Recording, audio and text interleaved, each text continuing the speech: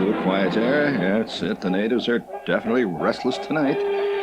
Out there, breaking out into rashes, eczema. Oh, it's terrible. Yes. The natives get worried and their skin breaks out. So we don't want to have any of that, do we? What do you mean? You're a native. What do you think you are? Of course. The other day I'm walking along 6th Avenue and this whole crowd of Indonesians go by taking pictures of the natives. You know, they took a picture of me and I waved. I was in my simple native dress. You know, my native dress, which I got down at Barney's. It's all simple native dress. We're all natives. And they're restless tonight.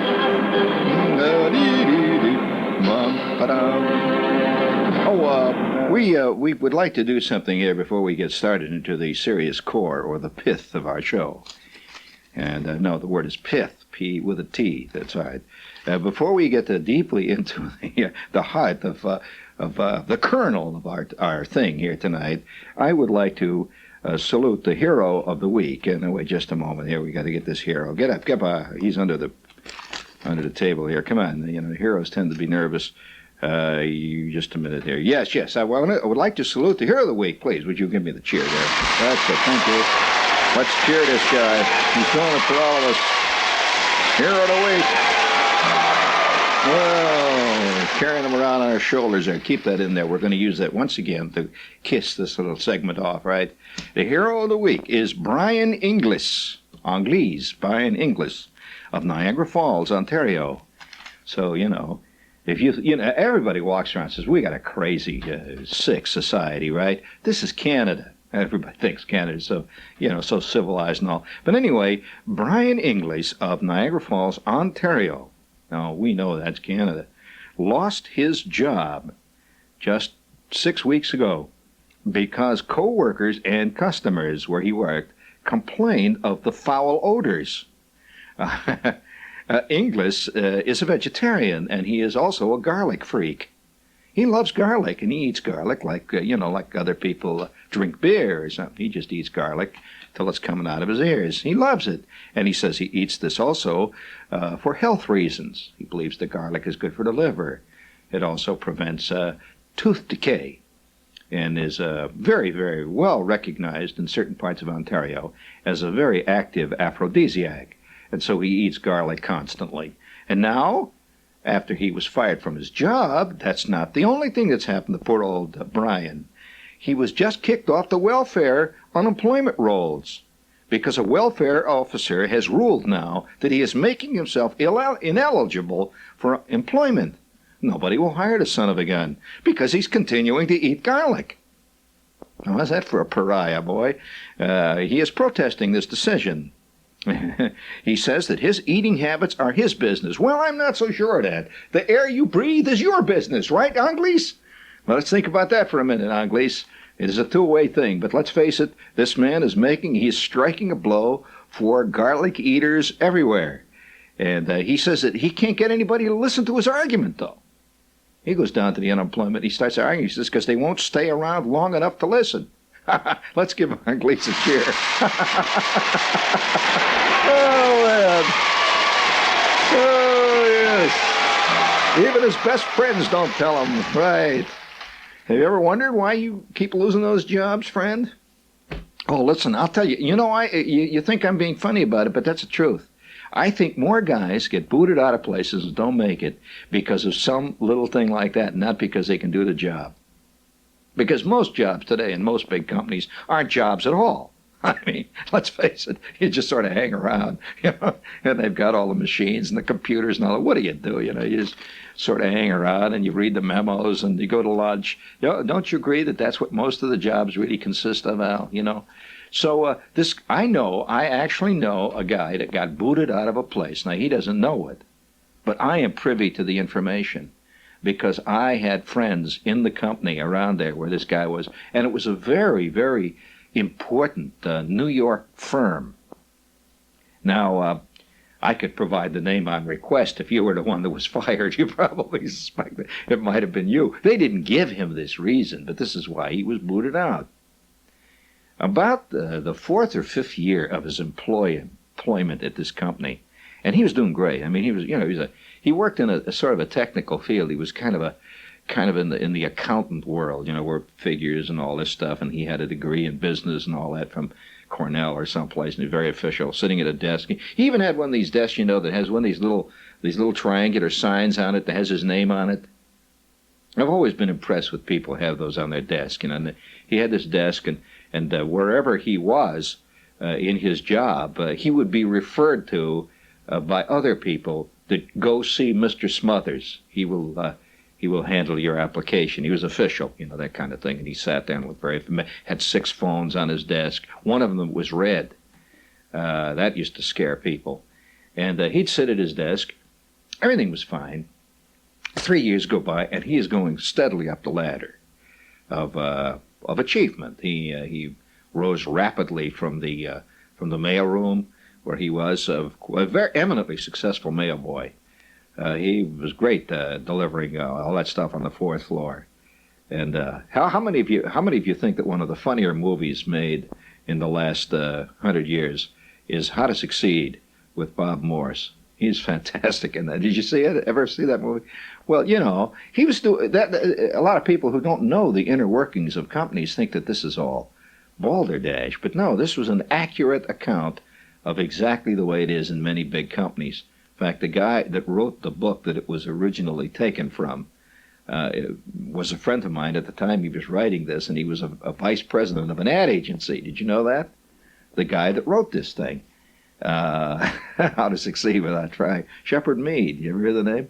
Well, anyway, he all he did was merely put down what was the truth. He didn't embellish it at all. So my friend, this guy that I knew, he was not a friend. He was an eminently successful mail boy. He was in the mail department for just a short time, and he used that as a springboard to bigger and better things. He was transferred to the employees' relation department shortly thereafter, where he was privy to a lot of people's files, and he used it. He knew how to use files. And a couple of years later, now he's got an official desk, and his next big leap was to be into a VP slot. And he was right on the edge when he developed a bad thing that eventually caused his demise in the concern. Now, how he developed this thing, it was all through a girl that he was dating. Yes, many of our bad habits are habits which we pick up from other people. We don't necessarily originate them ourselves. Now, I'm sure that Inglis here, the garlic eater, learned to eat garlic from somebody else. Maybe his old man ate garlic, and he began to think that eating garlic made you big and strong like Daddy, Well, who knows? He had to develop this somewhere. And so let us call him, for argument's sake, let us call him Ambitious John. That sound okay to you? Ambitious John. And Ambitious John did everything right. He wore a nice suit. He kept it clean, and he had suits for alternate Wednesdays. He had a special suit which he would wear on Thursday when the gang went out to lunch. They all used to take the department, go to lunch. He had his special going to lunch suit.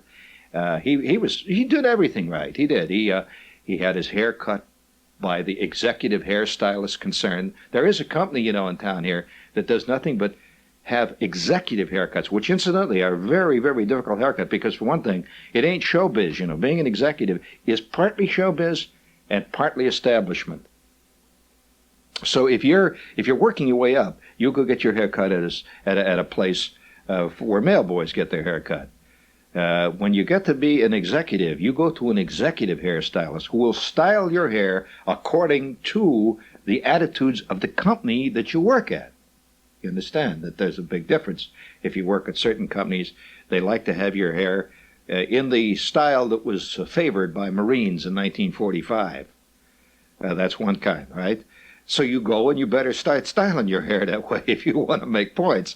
On the other hand, you may have a chief executive who imagines himself a late 1950s swinger.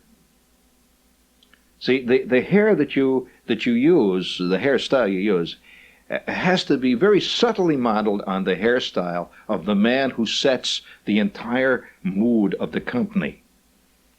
When he sees somebody wearing a hairstyle like he would wear, he subconsciously thinks, here's a man with his feet on the ground.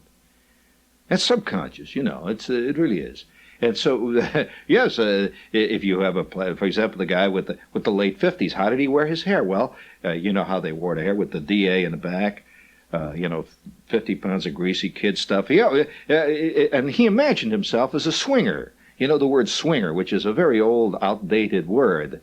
The word swinger is roughly about as dated as hep, not hip-hep, which is a very different word, and sets a whole different skein of thought going. And so this guy imagined himself as a swinger, and he loved to go see Frank Sinatra at the Flamingo or the Sands, that kind of stuff. So anyway, this guy did it. He went all the way. He had his hair with a big DA in the back, and he was wearing. See, there's a difference between a guy that wears a jacket and a man who wears a sport jacket.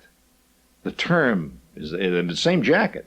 If you call it a sport jacket, you're right back there with the Benny Goodman crowd. Did you know that? There's a very subtle, all these lexicon subtleties have to be observed. If you call it a jacket, you're with the Yaleys. Different world. So be careful. Don't go, hey, that's a nice sport jacket you got there, JB. Look out.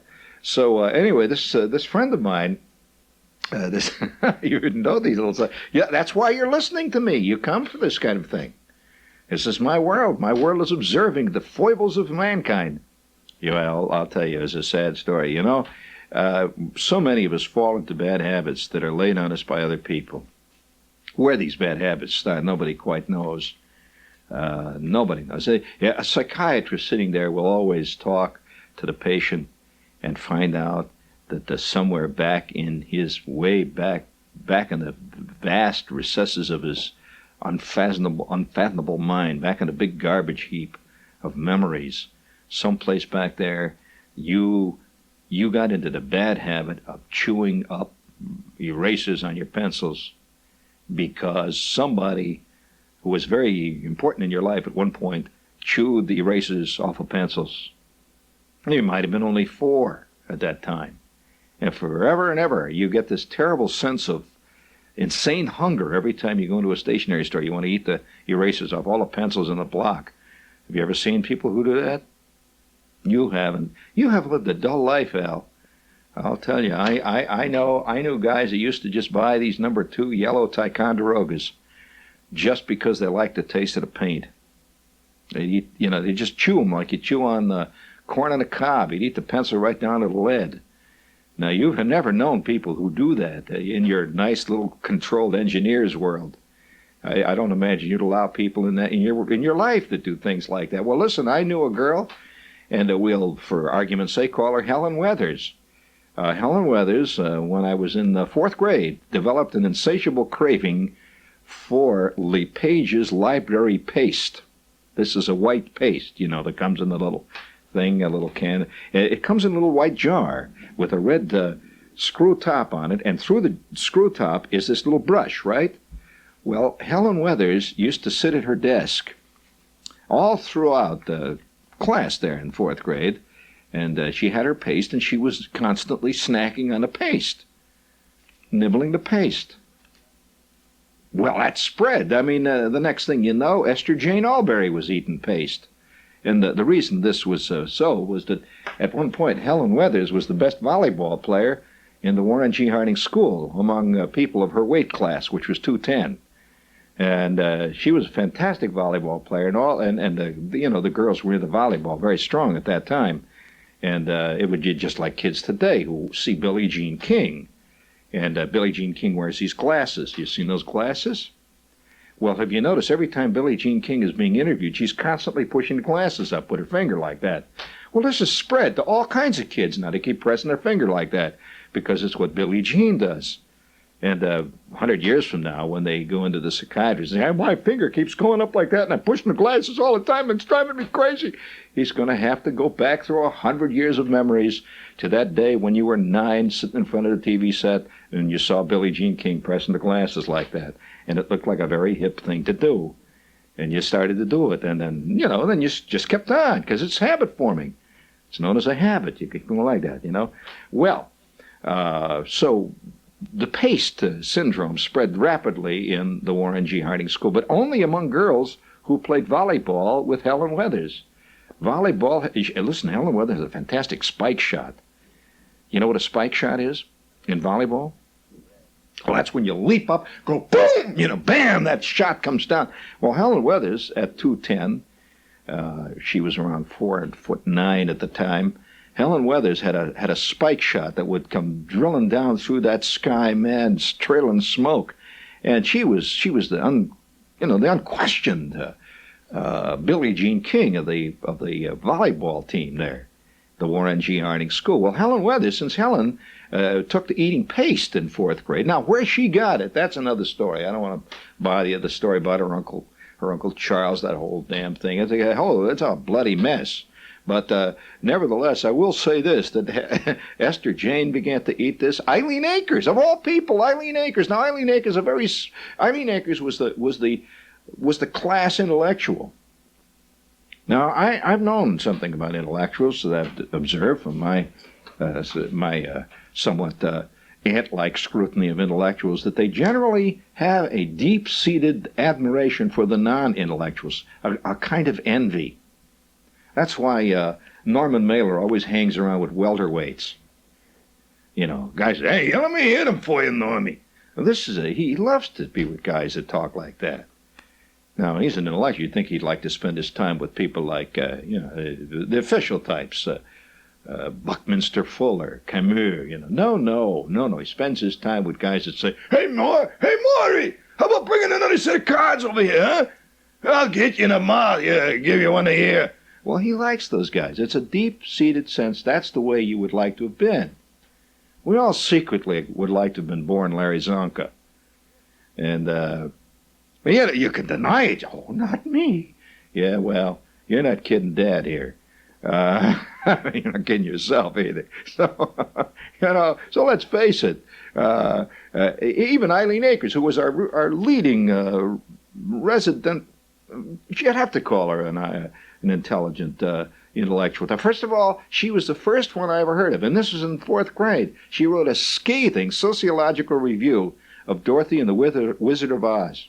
Scathing review that contained all kinds of Freudian references and the business of the unfair treatment of the Wicked Witch of the West, which, the Wicked Witch of the West was just summarily dealt with. You know that? You remember that? Right. And Eileen, squashed right there. The house landed right on her. And they cheered and sang. Well, Eileen Akers took great issue with this, great umbrage. I mean, that we should be so bloodthirsty and show such obvious biases and prejudices, because that Wicked Witch was ugly, and that's why we cheered when she went down the hill. Had that Wicked Witch looked like Grace Kelly, everyone would have cried, even if she'd been a witch, which is quite possible. But ugliness never gets points in this world, let's face it. So anyway, Eileen Akers wrote this with this review that rocked the class, just a fantastic rocking review, which Miss Robinette, who was 4th grade, she was the keeper to 4th grade there. She read this review aloud to show us what could be done in a book review. Well, that went over believe me, like a lead blimp in that class. I mean, because book reviews were the bane of the existence of anybody who had any sense at all going to school. And we always had book reviews that had to turn in. I remember I was always writing these book reviews that would start out, though, I think this is a very good book. I still have some of my book reviews. My mother said, I think this is a very interesting book, and anybody who is interested in horses should read this book. Black Beauty is a very nice horse who is always doing kind things for people. And it is a very good book. Well, all right, that was what was called a book review in 4th grade. But when Eileen Akers came out with maybe 15 or 20 very tightly typed pages with cross indexes, and which I might also add with a reference list at the back, and a required and a suggested reading list for further information on the Freudian ramifications on the murder of the Wicked Witch of the West. I mean, but when I saw Eileen Akers begin to eat paste, I realized that often an intellectual, that when you look at an intellectual, you're looking at a frustrated non-linebacker. I mean, I'd love to think it's the other way, but see, Eileen Akers was often the victim of Helen Weathers' spike shots. See, because playing volleyball was a required thing in our school. You know, you go out for a thing called gym. You remember going out for gym? Okay, well, when you went out for gym, you had to do these things. So when we went out for gym, Mr. Harris was our gym teacher. We played volleyball. Well, you know, there are two kinds of people. There are those who played volleyball and those against whom volleyball was played. They were drafted. So when you're a non-volleyball player and you're playing volleyball with me and Schwartz and playing volleyball with guys like Alex Joshua, you better either get yourself a tin hat or get the hell out of the volleyball court. That's all. Well, Eileen Akers had been the victim on several notable occasions of Helen Weathers' spike shot. Eileen Akers wore thick glasses, had bad skin, weighed maybe 40 or 50 pounds. You know, she's the only person I ever knew who would walk down through the halls of the school, just walk when you're walking in a crowd, or walk down a sidewalk reading a book at arm's length. That in itself was enough to infuriate any right-thinking person. But nevertheless, on one particular occasion, Helen Weathers went up in the air for her famous spike shot. She used to leave the ground just like she was shot out of a gun, like Rice Krispies, you know.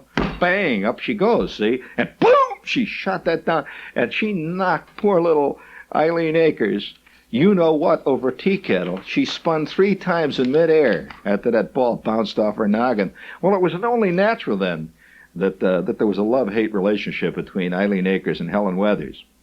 Helen Weathers had a thought process. Her mind was about like that of a manatee. You don't know what a manatee is? Well, that's your homework for tonight. You look that up, class. Manatee, spelled M-A-N-A-T-E-E, manatee.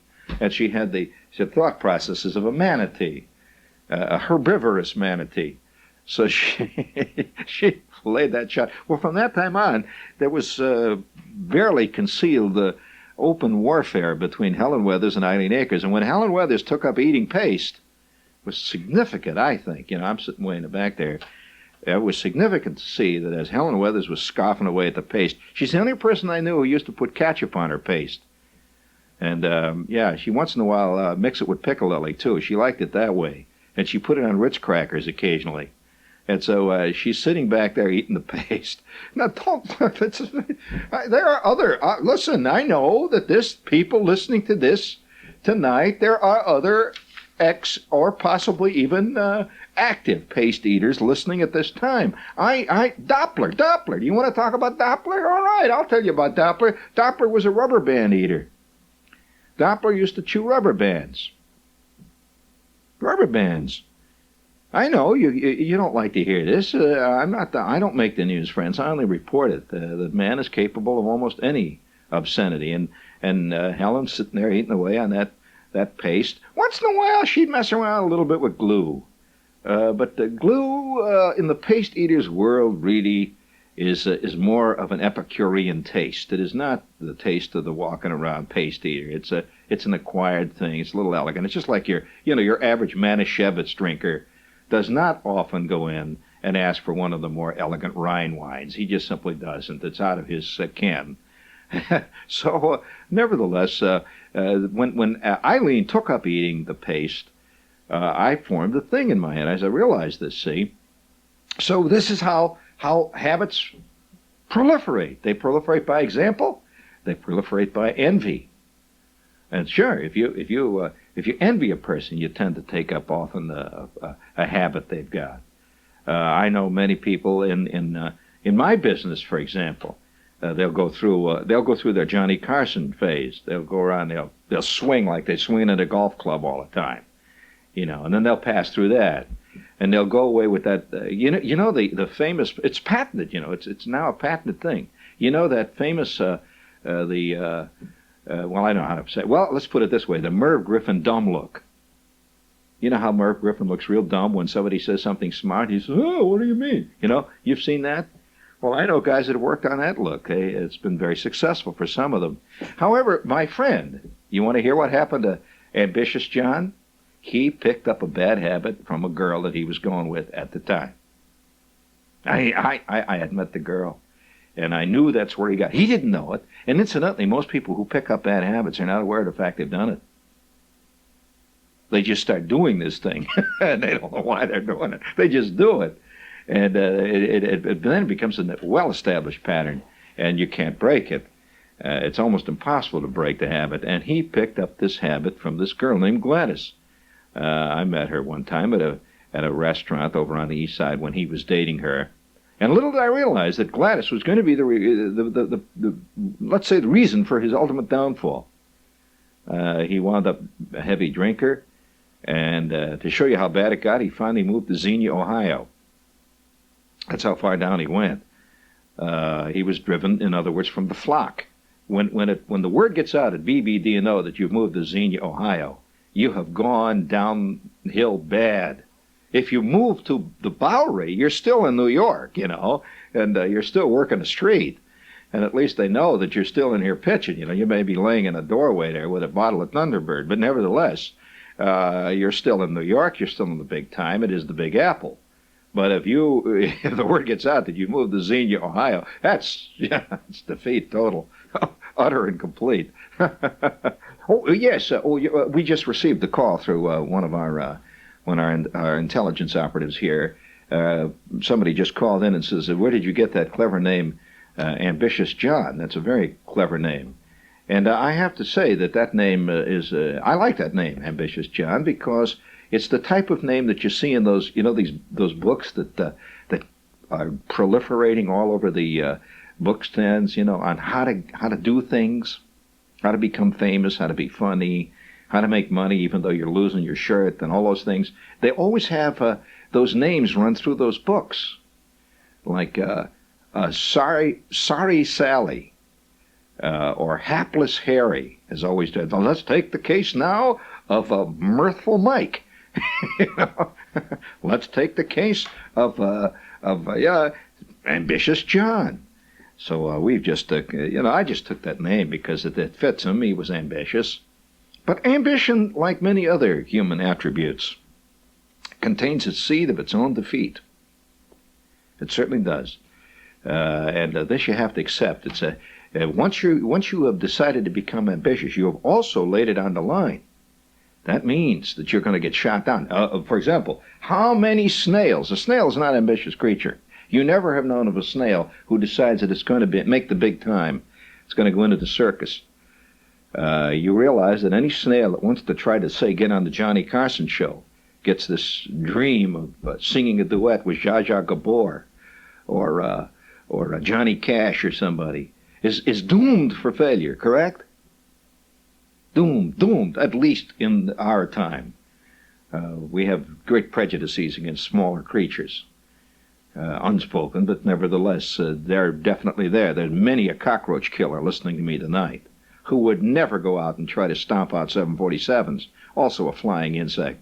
But nevertheless, it's a bad tendency that we have. But Ambitious John, I don't want to get too far off the subject here, although it isn't far off the subject. It's all part of the same ball of wax, if I may use a Madison Avenue archaism. I collect archaisms. Like the word gallimaufry, it's a great archaism. How the cookie crumbles, that's an archaism. That's out of a past and gone era. That's when Gregory Peck was playing Ad Man. Do you remember the movie he played the Ad Man in? I haven't seen a gray flannel suit since Gregory Peck made that movie.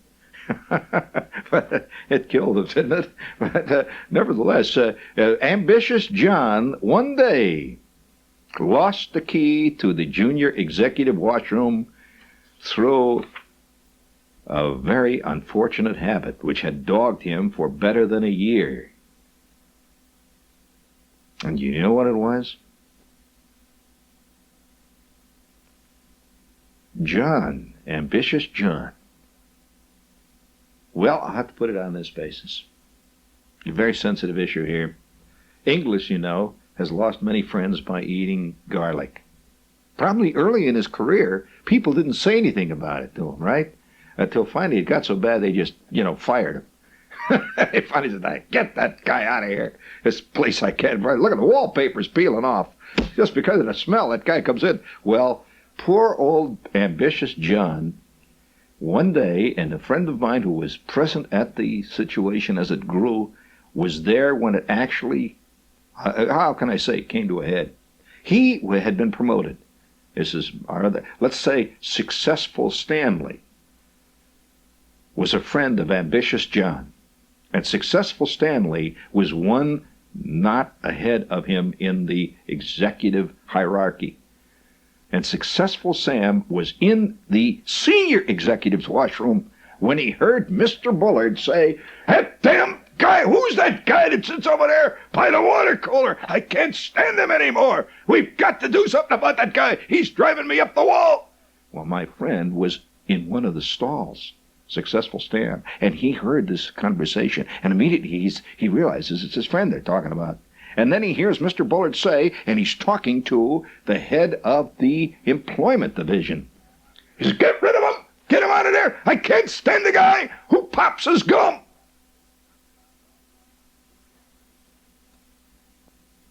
Yes, that's right. Ambitious John had taken to popping Wrigley's spearmint gum. And he would pop it without knowing he was doing it. He'd sit there on the phone, pop, pop, pop. The steady drum fire of John's popping gum could be heard throughout the office. And the people hinted to him, say, "Hey, I can't hear what you're saying, John. Would you stop that roar?" But John would, of course, stop it for that brief moment. Then he would go right back to it. And the thing that John had done was pick this up from Gladys. Gladys was one of the best gun poppers I've ever met. Fantastic gun popper. Worked at Woolworth's. It was tremendous. You could hear her all the way down in the basement, and she worked upstairs at the Notions. And John picked it up because he liked to, that togetherness bit. She pops gum, I pop gum. We sit at McDonald's and pop our gum together, that kind of thing. And it started to finally work his way, and long after he left Gladys, and she was gone, got involved with this guy that had a good humor route. I'll tell you about that some other time. It's a bad scene up in Darien. But nevertheless, poor old John took the popping gum, and he, as he left her, it got worse and worse. John couldn't stop it, and he didn't know it. He just, oh well. But you see, it isn't enough then to stop popping gum. He stopped popping when the word got back. But it was too late. It's too late. It's like discovering that a girlfriend of yours at one time had a fantastic bout with a particularly exotic social disease. But somehow the aura is gone.